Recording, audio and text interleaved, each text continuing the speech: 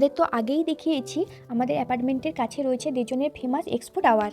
আর কয়েকদিন আগেই এক্সপো টাওয়ারের কাছে হচ্ছিল একটা ম্যাজিক শো। হাজব্যান্ডের ইউনিভার্সিটির পর আমরা দুজন মিলে ভাবলাম একটু দেখে আসি কেমন ম্যাজিক শো হচ্ছে। কিন্তু যাওয়ার কিছুক্ষণ পরেই শুরু হয়ে গেছিল বৃষ্টি। কিন্তু বৃষ্টির মধ্যেও সবাই মিলে রেনকোট পরে বাচ্চাদের নিয়ে একদম মুগ্ধ হয়ে ম্যাজিক শো এনজয় করছিল। এই দেখুন, একজন স্টেজের উপর ম্যাজিক দেখাচ্ছেন, যিনি আগুন নিয়ে কিছু একটা ম্যাজিক করছিলেন এবং যা গায়েব করে পায়রা নিয়ে এসেছিলেন। আমরা তো ছাতা নিয়ে যেতে ভুলেই গেছিলাম, তাই কিছুক্ষণ ভিজে ভিজে দাঁড়িয়েই ম্যাজিক শো এনজয় করলাম।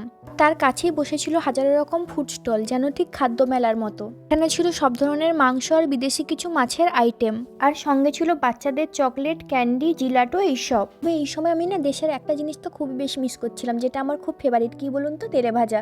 আর এই বৃষ্টির ওয়েদারে গরম গরম তেলে ভাজা খেতে কি দুর্দান্ত লাগে। কিন্তু এখানে যে আইটেমগুলো ছিল সেগুলো আমার কিছুই পছন্দ ছিল না। তবে হ্যাঁ, দুটো জিনিস পছন্দের ছিল, একটা হলো চিকেন গ্রিল আর একটা হলো জিলাটো।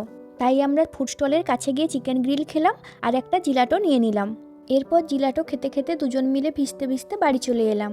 ও আরেকটা জিনিস আপনাদের দেখাই, চলুন। এখানে না প্রত্যেকটা ফুড স্টলের কাছে আলাদা করে ডাস্টবিন দেওয়া ছিল না ঠিক, কিন্তু সমস্ত ফুড স্টল মিলে একটা জায়গায় ডাস্টবিন রাখা ছিল, যেখানে খাওয়ার পর সমস্ত কিছু জিনিসপত্র সবাই মিলে ওখানে নির্দিষ্ট জায়গায় গিয়ে ফেলছিল। পুরো জায়গাটা কি সুন্দর নিট অ্যান্ড ক্লিন ছিল।